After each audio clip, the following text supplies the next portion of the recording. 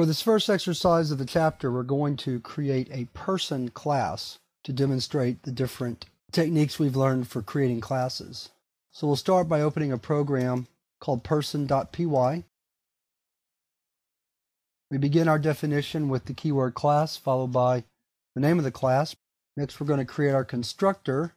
And what we'll have for a person is a name, a sex, and an age. That will be all we're going to define for a person for this particular exercise. So first thing we do is assign parameters to fields, just like so. Next thing we'll do is create our toString method so that we can display the state of an object at any time. And we'll do it very simply, just like so. Next thing we'll do is create some methods that allow us to change some of the attributes or some of the fields of a person. For example, if the person is female, then we might want to be able to change a person name if, for example, the person got married. So we might write a function called changeName that simply allows the name to be changed. And then we also might want to be able to change the age, like on an annual birthday. So we'll write a method called changeAge.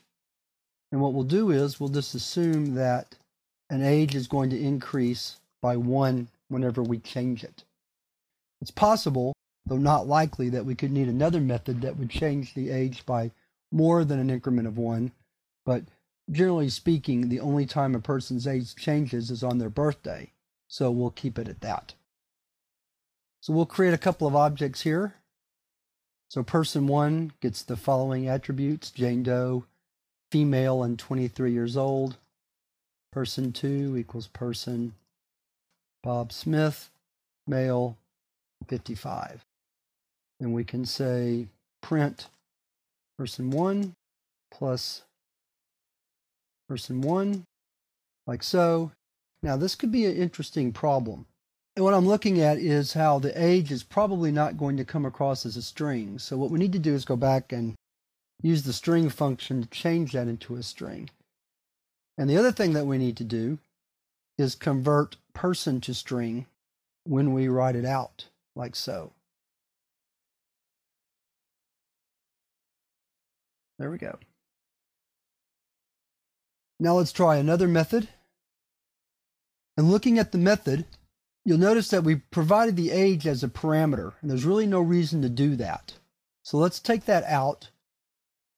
And then the changeAge method will just be an empty parameter list, like so. And then we can just copy this line, put it back in. You notice that the toString method is great for testing your class implementation to see if it's working correctly or not. So changeAge works just fine. Let's try one more method. I'm only working on person 1, and that's probably just fine.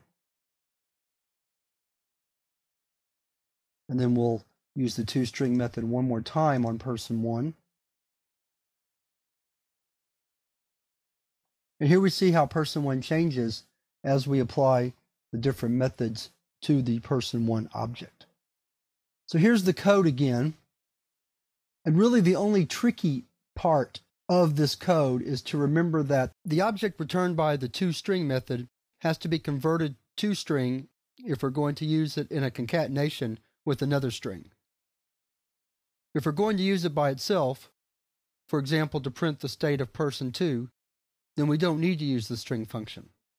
So that wraps up this first exercise of the chapter, and now we're going to move to the second exercise where we're going to work with the string class and provide some extra functionality to that class.